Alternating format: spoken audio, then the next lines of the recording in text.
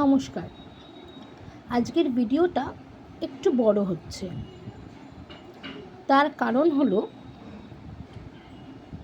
গত কয়েকদিন ধরে আমার কাছে অনেকে পার্সোনালি মেসেজ করে বলছে, যারা এখনও পর্যন্ত এই ছক বিষয়টি ভালো করে জানেন না, তারা যে ছকটা আপনি বলছেন কোন দিক দিয়ে লগ্নের কোন দিক দিয়ে গোনা হবে আর কোন দিক দিয়ে গোনা হবে না।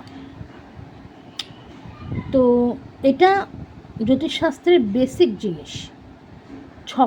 ছক বিষয়টা, ছকটাকে আঁকা বা ছকটাকে গোনা, ঠিক আছে? তো আজকে আমি পুরো ভারতে 3 ধরনের ছক গণনা করা হয়। 3 ধরনের, 3 ভাবে ছক গণনা করা হয়। এই যে আমি 3টে ছককে এঁকেছি, ঠিক আছে?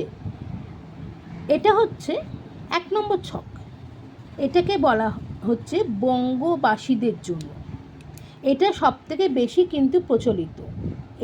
এই ছকটা সবথেকে বেশি প্রচলিত। আমি যাবতীয় যা পোস্ট করি বা যাবতীয় যা ভিডিও করি তা এই ছকের উপর ভিত্তি করে করি। আমি আমার গুরুর কাছ থেকে এই ছকেই শিখেছি, ঠিক আছে? এখানে রাশিগুলো বামার্থে থাকে, বামাবর্তে হয়, অ্যান্টি ক্লকওয়াইজ আপনার ঘুরবে, এই দিক থেকে ঘুরবে,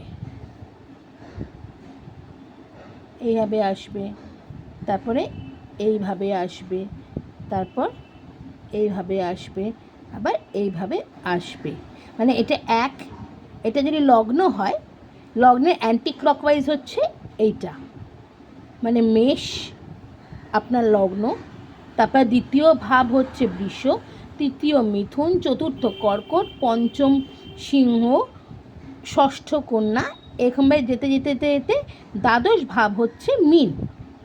আবার ধরুন কারোর হচ্ছে তুলা লগ্ন, ঠিক তেমনি তুলা লগ্ন হলে তার বৃশ্চিক হচ্ছে দ্বিতীয় ভাব, ধনু হচ্ছে তৃতীয় ভাব, মকর হচ্ছে চতুর্থ ভাব, পঞ্চম হচ্ছে কুম্ভ ভাব।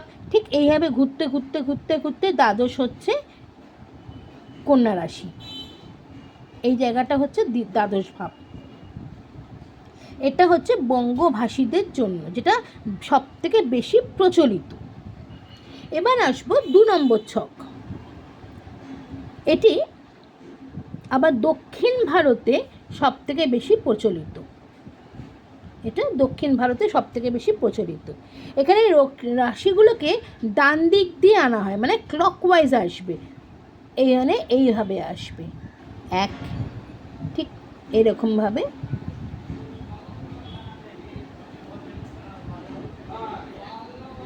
এইভাবে আসবে, ঠিক আছে?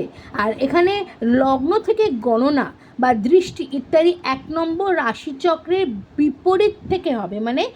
আমরা এখানে কি করি, যে এটা যেমন আমরা গুনলাম 1 2 3 4 5 6 করে, ঠিক তেমনি এখানে গুনতে হবে 1 2 3 4 5 6 7 8 9 10 11 12।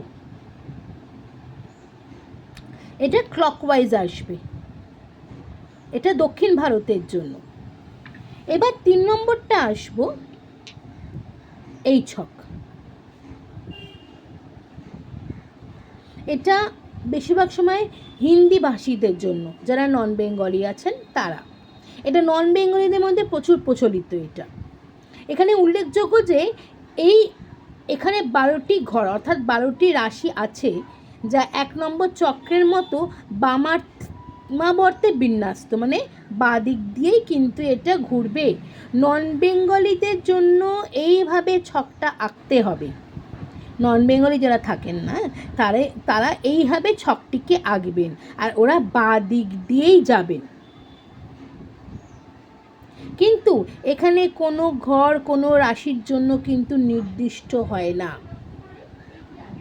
এখানে লগ্নকে সর্বাধিক মান্য দেওয়া হয়। ধরুন কারোর এখানে আছে, এখানে হচ্ছে লগ্ন, তখন এটা হচ্ছে মেষ রাশি, মেষ রাশিটাকে ধরেই করা হবে। ওদের কাছে লগ্নটাই সবথেকে মেন জিনিস।